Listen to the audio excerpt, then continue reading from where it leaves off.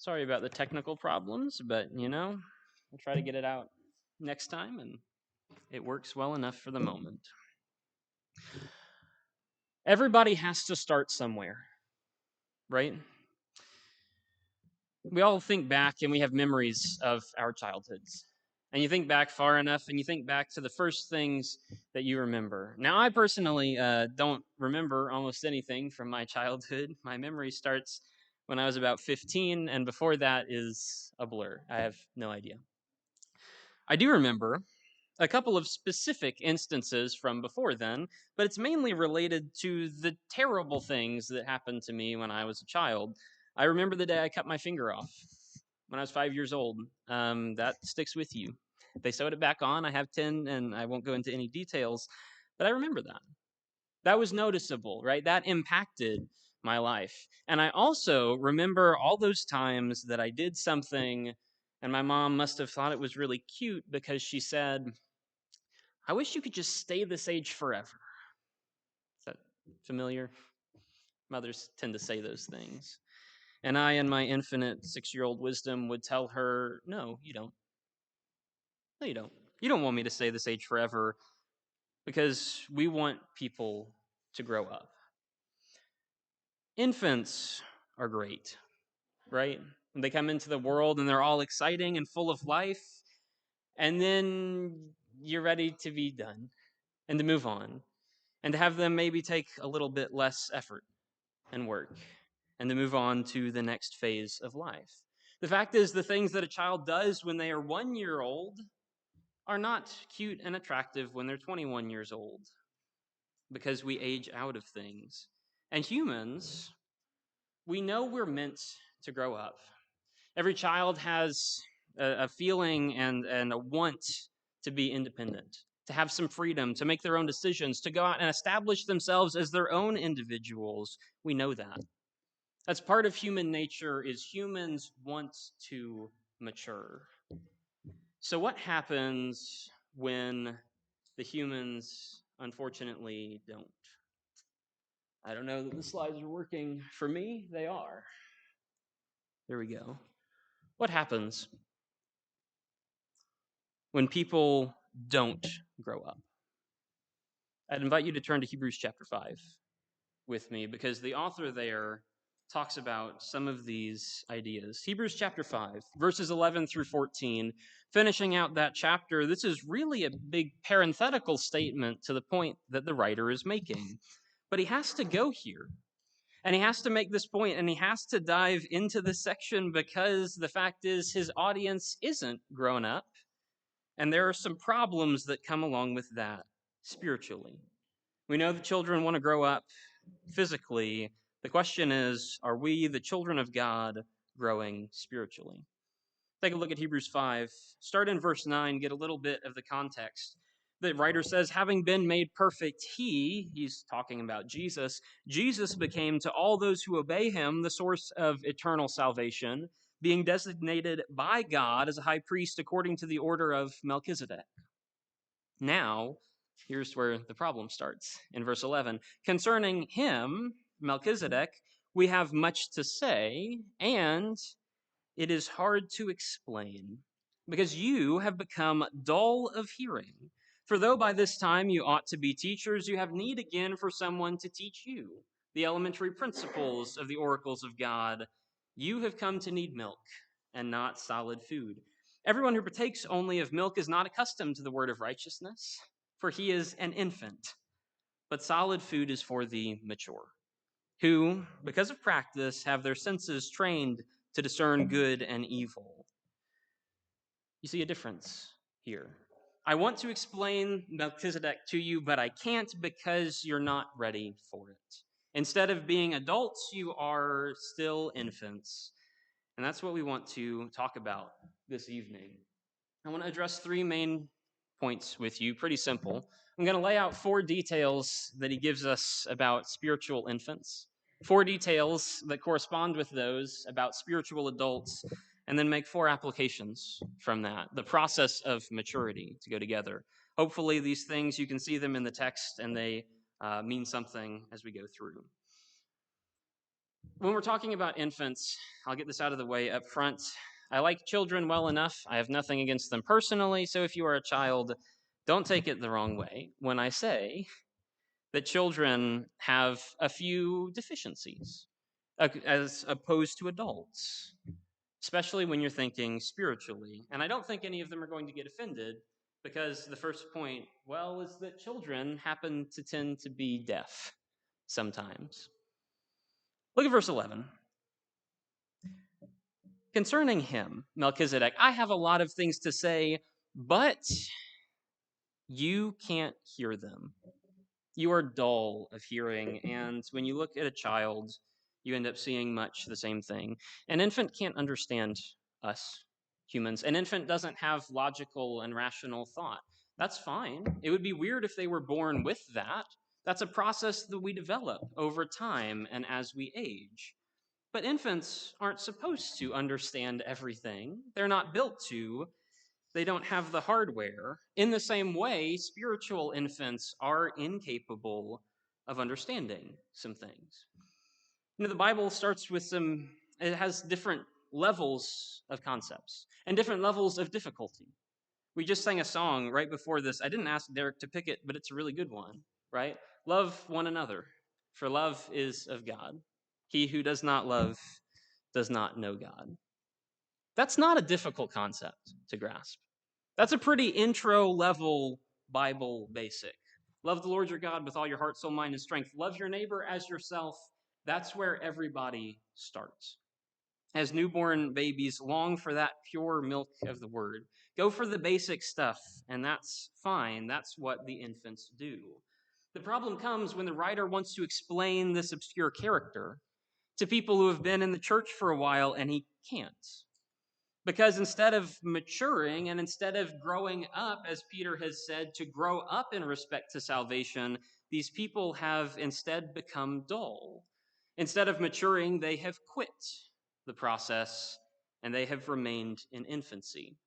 It's not a problem on the fault of the Hebrew writer. It's not a problem on the fault of Moses, who wrote about Melchizedek, or Psalm 110 that references him. It's not a sending problem. It's a problem with the audience who's not able to receive it. It's a problem with them who are unable to listen. And the fact is, just because you've been attending church for a while doesn't mean that we are properly equipped to be able to hear. That's a problem with spiritual infancy. Everybody has to start somewhere, but we start here and we grow. And we want to mature. These people aren't doing that. Another problem with spiritual infants is that they are mute. When you look at children straight out of the womb, well, they don't really know how to talk. And that's good. It would be weird if they could just talk after just being born. That's fine. That's normal. It'll come with time. And it'll come as they progress. Fact is, the Bible pushes those who have the truth and who know the truth to start teaching the truth. And even if you only know a little bit, you're supposed to be able to use that little bit that you know. In Matthew 5, in verses 13 through 16, Jesus says, "You are the salt of the world." Or you're the salt of the earth, sorry. You're the light of the world. This is why I don't quote things. You throw out the salt. You make a difference. You make people see your Father in heaven. Everyone here is supposed to be able to show God to the world. Everyone here is supposed to be able to defend themselves when they're asked why they do the things that they do. 1 Peter 3 and verse 15. We looked at that a couple of times a couple of weeks ago. You have to at least be able to say why you suffer and why you work. Here, the writer is clearly expecting something to be coming out of the audience. In verse 12, you ought to be teachers. You ought to be saying something, but you're remaining infants. You're remaining incapable of speech. You need someone to teach you. That's a problem. It's a stunt in your growth process. And the fact is, just because you've been attending church does not mean that you've got those fundamentals down.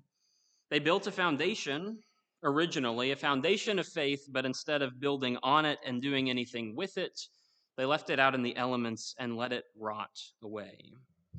Because spiritual maturity isn't just about time, right? With children, to some extent, you can give them time, and they will age, and they will get older, and they will hopefully gain some maturity. But a lot of it is about intention and instruction. Spiritually, you've got to have those things. These people are lacking them, and as a result, they cannot hear and they cannot speak. But that's not all. Unfortunately, they're also, shall we say, unequipped. In the end of verse 12 and verse 13, you have come to need milk and not solid food. Again, note that language. You have come to need milk. You used to be at one level, but you've actually backslid a bit. You've actually regressed into a more immature state than you were in the beginning. You've come to need milk and not solid food. Everyone who partakes of only of milk isn't accustomed to the word of righteousness. He is an infant, and that's you. The writer is talking to people who have gone back on the things that they knew. Just like infants who cannot eat real food, these people cannot go and seek out the food themselves. The Bible has some easy things. The Bible also has some really hard things. And there's a difference between those two. And there's a reason that we keep some things for the adults and some things for the children. There's a reason that we speak about some topics to people who are trained in righteousness, and we kind of don't talk about those as much with people who are new. I don't really want to start a discussion with someone who doesn't know anything about God by asking the question, why does God command genocide in the Old Testament? That's not a fun conversation. It's an easy conversation when you start with someone who has understanding, but it's hard when someone doesn't. So we reserve some of those topics. We tend to shy away from those. We tend to help them grow in other ways so that they will have equipment. Fact is that infants aren't built to eat steak. Fact is that people who are just getting introduced to Jesus don't understand all of Revelation. That's okay. It's a process. It will take time. And the writer here wants to dive into ancient scripture, but he can't because his audience has quit engaging and has become unequipped for it. Just because we're Christians and we've been here for a while, for a few years, or for many, many years, doesn't mean we're able to reach a level of further understanding. Sometimes, unfortunately, we find ourselves back on the milk. And ultimately, this is all summed up in this idea. In verse 14, he just kind of pushes infants aside entirely. Look, you guys are infants. You're accustomed to milk, not accustomed to the word of righteousness. Solid food, it's for the mature, who have some training, who because of practice, have their senses trained. They've worked at this, and you are not there. Because infants can't do much. They flail around, and they exist, and they cry for other people to help them, but they can't do much for themselves. And unfortunately, that's often where we are, spiritually speaking, when we can't do anything for ourselves, and we're just waiting for someone else to give us everything we need. The writer is talking to people who should have been seeking maturity, people who should have been on the next level, people who should have been heading somewhere, but instead of going towards the shoreline, they're just treading water. And that's great and all because you don't sink so fast, but you're just wasting your energy and you're not moving anywhere. And you're not getting closer to God, you're just getting further and further away from being able to find that source of help. Question is, when you look at this list, do you really want to be in that boat? A spiritual infant, always reliant on other people to supply you everything that you need. You'll always be reliant on God. We're not discounting Him, but the question is, do you want to always be struggling, always lacking understanding, and always being far away from Him? We don't want that situation. We want to grow up.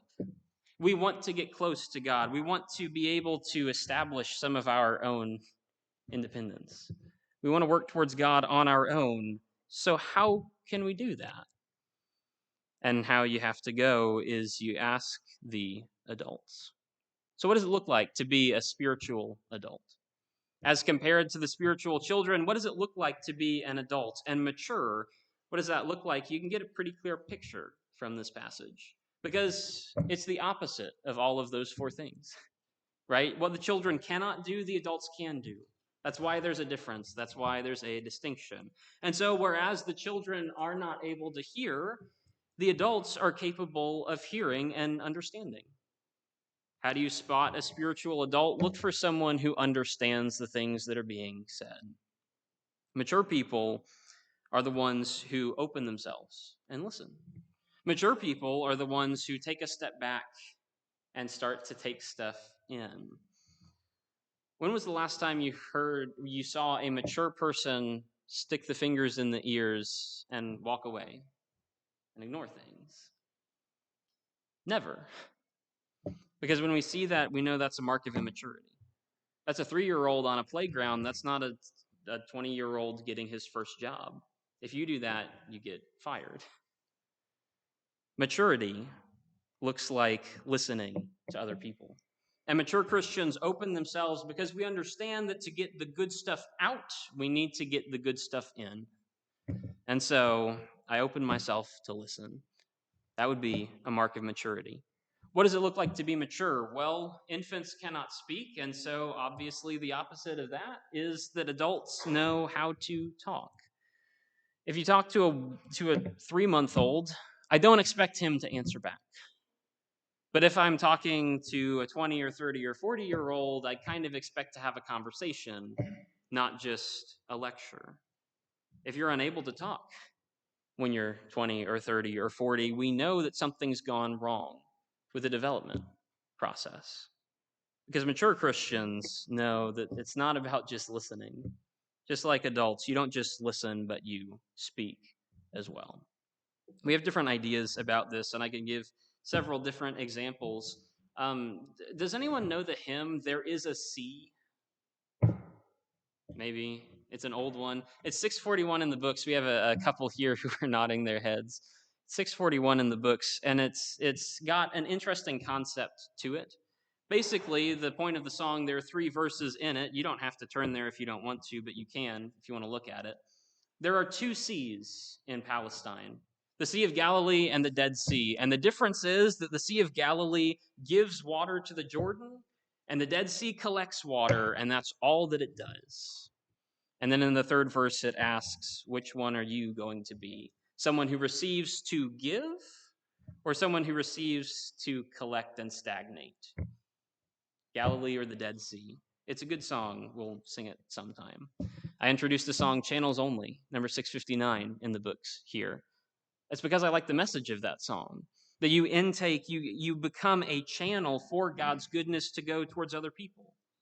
As we receive, so we give. It's the basic process of being mature. I mean, Christmas is coming up, right? What happens if you go to your family gathering and you get all the stuff, but you don't give anything in return? How do you think your family is going to feel about that? When I was 1 year old, I didn't do any giving, but now I'm 22 and there are some expectations put on me. Adults don't just receive, adults give back. It's not just about hearing, it's also about speaking as well. And thirdly, it's not just about either of those two, but it's about actually going out and eating for yourself, going out and seeking food for yourself. Not merely taking what's given, but actually turning around and going and investigating. And when you think about adult versus kid diets, they're a little bit different, aren't they? Adults eat differently than children do, and there are a few different ways in which they do this. I would suggest that adults eat a different quantity than children do. They eat a different variety than children do, and a different density. And when you think about maturity, a mature Christian is going to eat a little bit differently than a Christian who doesn't know anything yet. Mature Christians are not those who read a verse or two of the Bible and say, okay, that's good for today, and move on with their lives. That's not a quantity. That's not a diet. That's like eating a snack at the beginning of the day and eating nothing else that day. That's not normal. That's not healthy, and it's not going to get you very far.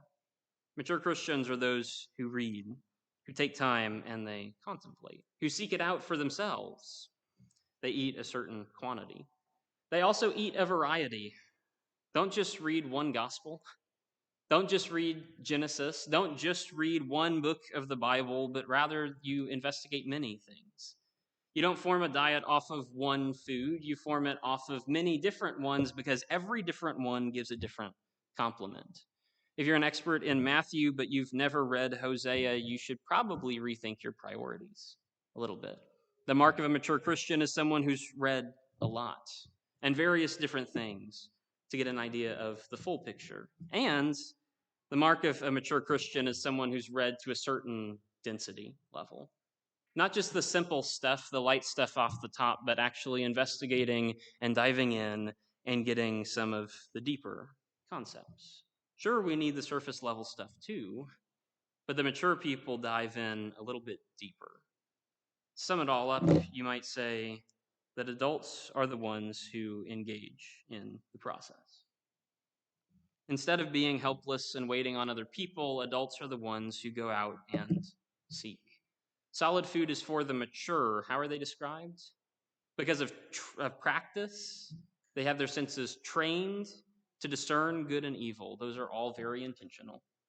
Not accidents, no, just intention. Adults don't just eat to stuff themselves and then do nothing. You eat so that you go out and work. And that's why mature Christians do that too. Mature Christians go out and apply that eating that they do.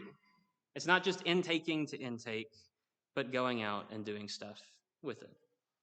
You see these two lists, very basic, very simple differences between adults and children. Which side of the list would you like to be on? Infant forever or working towards maturity? And that's a question, right? I think we all want to grow up. We would prefer to be on the right side and not so much on the left side. We want to get to the maturity stage, and so how do you do it? Well, examine those differences, and there you'll find 4 different steps to get there. Because you know what the difference is between not hearing and hearing something? The difference is your willingness to go ahead and listen. When you think about verse 11, when you think about the idea he's communicating, I want to speak to you, but you cannot hear me. If you were adults, you could hear. If you were at the maturity level, you could listen. The first step you have to do, if you want to mature, is to go ahead and start listening. We know this. We've heard this before, 2 Timothy 3, 16 and 17. All scripture is inspired by God, is profitable for reproof, teaching, reproof, correction, training in righteousness, so that the man of God may be equipped and fully complete and equipped for every good work. We know that we need to listen to God's word, but that's not exactly where it ends. It's not just in one ear and out the other, and I show up to church and I've heard something and then I go, but it's a process of intake and actually focusing and actually diving in and taking it to heart. I'm reminded of Psalm 119. Psalm 119, specifically in verse 97.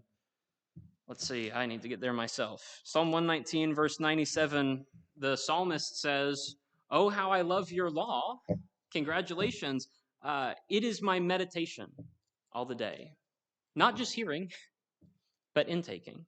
It is my meditation. It's something that I dwell on throughout the day. Your commandments make me wiser than my enemies. Why? Because they are always mine. It's something that I've taken to heart. It's something that I've rooted in. It's not just in the head and then gone. It's something that I'm focusing on. Read God's word. Meditate on it. The word is a lamp to my feet and a light to my path. A few verses later. Meditate on it and take it to heart. And if you don't understand something, there is no shame in that. That's a good thing, so you can go out and ask someone else to help you. My favorite example of that is found in Nehemiah chapter 8, in which Ezra is reading the law to the people, a people who is coming back from exile, and they haven't read this in a really long time, and they have difficulty comprehending it. What does it say? Nehemiah 8 in verse 8. They read from the book, from the law of God, And these Levites who are standing there are translating it to give the sense so that they understood the reading. If you don't know what you're reading, seek somebody's help. Ethiopian eunuch, classic example. Seek help in understanding. You want to grow up? You want to mature? You want to become an adult in God's eyes? Choose to spend your time listening to the Word. Put down the podcast, put down the music in your commute, turn on the Bible and listen to something. We have recorded sermons. Go turn those on.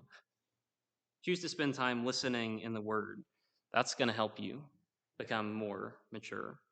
Second thing you're going to need to do to mature is to end up actually speaking. We know that adults can talk. We know that children can't talk. And the difference of those is practice and a little bit of development, but practice primarily. As children grow up, they become more capable. And a lot of times when we say we need to speak like they do, hey, I need you to teach. I need you to become those teachers. You should be teaching by this time, as Hebrews 5 will say. We worry about that, right? What does that mean? How well do I need to teach? Do I need to be polished? Do I need to be perfect? Do I need to be a good presenter? I hope not, right? I'm up here and, it's hit and miss sometimes.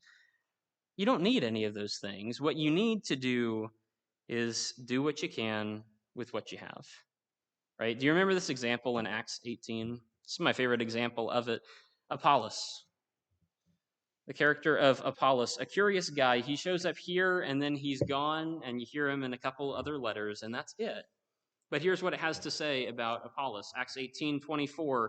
Now a Jew named Apollos, an Alexandrian by birth, an eloquent man, he came to Ephesus. He is mighty in the scripture. He's been instructed in the way of the Lord. He's fervent in spirit, and he is speaking and teaching accurately the things concerning Jesus, being acquainted only with the baptism of John. Apollos is fervent in spirit. Apollos knows a lot about the Old Testament. Apollos doesn't know anything about after the baptism of John. Missing a good chunk. And yet, what does he do? He does his best with what he knows. He knows the scripture is true, and so he'll teach that. He knows John's baptism is true, and so he'll teach that. And he does his best with what he has. And it's not perfect. And so he gets corrected. Verse 26, he starts speaking boldly in the synagogue, and then Priscilla and Aquila heard him. They took him aside. They explained the way of God to him more accurately. These are people who are not mighty in the scriptures. These are not eloquent people. These are not the Jews who have had all this education in Alexandria. These are not the perfect spokesmen. These are people doing what they can with what they have. You don't have to be eloquent. You don't have to know everything. What you do have to do is speak the truth that you know. And sometimes we think it has to be complex, to which I say, go read 1 Corinthians 15, verses 1 through 8, because it's not that difficult. It doesn't have to be a complex argument. Rather, that's just a statement of simple facts. Here's what I know. Jesus died, was buried, he rose again, and people saw him. That's all I know. It doesn't have to be hard. It's what you can with what you have. Or Matthew 10 in verses 32 and 33, sometimes it doesn't even have to be a full argument. Jesus says, if you confess me before men, I'll confess you. If you deny me, then I will deny you. That's not an argument. That's not proving the existence of God, but what that is doing is professing faith. And sometimes that's all it takes. We'll get better as we do it. The more we practice, the more we learn. We just need to start. If you want to mature, choose to spend time mentioning God to your friends. Somebody makes fun of Christianity, you can say, hey, please don't do that. I'm a Christian and I believe in it. You don't have to have a perfect argument as to why. You do have to say something. And that's what it takes to be mature. You start to speak. But more than that, you start to invest. That's something that children don't do. Children aren't able to do it. They can't go out and get anything for themselves. But we adults can. Matthew 6:19 through 21. Store up for yourself treasures in heaven. Not on earth where stuff destroys, not on earth where it gets taken away, but in heaven where it's safe with God. And it's always going to be there. We all have to start somewhere. We all have to start in immaturity, but we don't have to end there. you can invest in something greater so that at the end of your life, you can look back and have that track record that Paul has. In 2 Timothy 4 and verses 6 through 8, where he just says with confidence, look, I have fought the good fight. I have finished the race. I have kept the faith.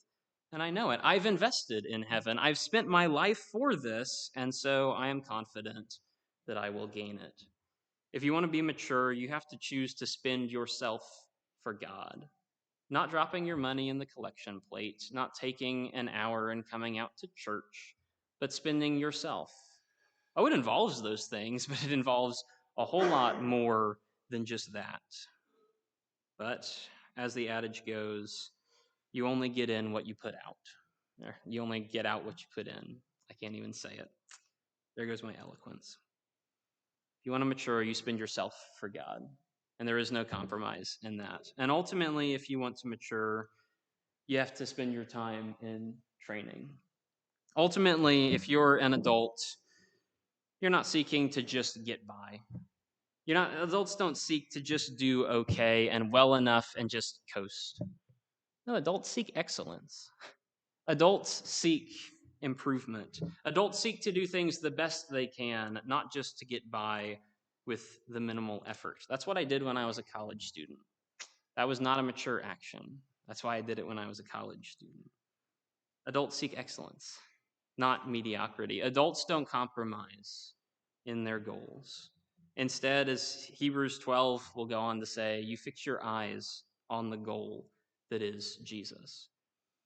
Later on in the book, just a few chapters later, Hebrews 12, 1 and 2, there is a great cloud of witnesses, a cloud that blinds you to everything else and sets you on your goal towards Jesus. You can't afford to get distracted. It's like a horse. I come from horse country. It's like a horse. You put blinders on it so it doesn't look to the left and the right. You set a goal in mind and you run towards that goal, and that looks like a race and some pretty difficult training. If you would go to 1 Corinthians 9, that's where we'll end out this evening, as Paul also picks up on this language of Christianity like a race that you have to train for. He says in 1 Corinthians 9 and verse 24, don't you know that those who run in a race all run, but only one receives the prize? Run in such a way that you may win. Because everyone who competes in the games exercises self-control in all things. They do it to receive the perishable wreath, but we do it to receive the imperishable. Paul takes faith and compares it with endurance. What you get out is all about what you get in. Run in such a way that you're going to win.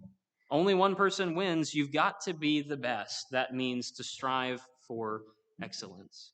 If you want to mature, you have to spend your life in living out the faith. Not just taking in, but living it out. Not just hearing nor talking, but sacrificing yourself. And that looks like everything you have. That looks like your time. You know what? You're not going to have the free time that you had. That's part of maturing. You're not going to have the ability to just drop everything and go somewhere else and do whatever you want to do. Guess what? That's part of being an adult. You have responsibility, sacrifice. You have a lot of work that you do, but that work gets you something in the end. And it is worth training for. The language used in Corinthians is classically compared to this idea of the athlete, right? I'm sure you've heard this comparison before. Corinthian is the site of the Isthmian Games, which are basically the knockoff version of the Olympics. You have to be an athlete, an Olympic-level athlete, to achieve whatever you're going to in this race. I have a quote here. I'll finish with this quote. A quote here from a physical therapist who's a specialist in human movement and especially helping Olympic athletes. He has some insight into their life and to the things they do to train for their job. It goes something like this. The athletes know that they can't have everything. If they want Olympic gold, there is a price, and that price is freedom. The athletes train hours a day, and they have seriously regimented lives in their diet, in their sleep, in their travel, and they practice and they train. They hire coaches. and trainers and sports psychologists to help them learn visualization techniques so that they practice even when they're off the course. It doesn't stop when they leave the course. They deny themselves things every day, hoping that one day that work would pay off in gold. And if they crash and get hurt, well, they start over. An Olympic athlete exchanges freedom for victory, and so do you and I. I want you to think about this spiritually. It's a physical quote for a physical body, but think about it in a spiritual manner. So do you and I. In order to overcome any injury, you have to give up things. Sometimes it's the hobby. Sometimes it's your sport. Sometimes it's that routine that keeps re-injuring you over again. Sometimes you have to give up your 15 minutes of sleep so that you can get up in the morning and so that you go and exercise. Sometimes that thing that you have to give up is being angry at your situation. Sometimes that things you have to give up is thinking you have it all together and don't need any help. But you always have to give up something. And that's the really hard part. But then if it's easy, well, the gold isn't worth much now, is it? Therefore, I run in such a way, not without aim. I box in such a way, not beating the air, but I discipline my body and I make it my slave, so that after I preach to others, I myself will not be disqualified. That's the work of a Christian. That's the work of an adult. That's the work of maturity. It's a long process. It's a hard one. It's not a fun one, and you don't undertake that for enjoyment, but you do undertake it so that you become better. And you do undertake it to get closer towards the Lord. It's a process we all have to go through. Do you want infancy or adulthood? That's your choice. We're more than willing to help you get on that path towards righteousness. If there's anything we can do to help you, as always, you know me. I'll be right here. Come and talk to me. Let's stand and sing this song.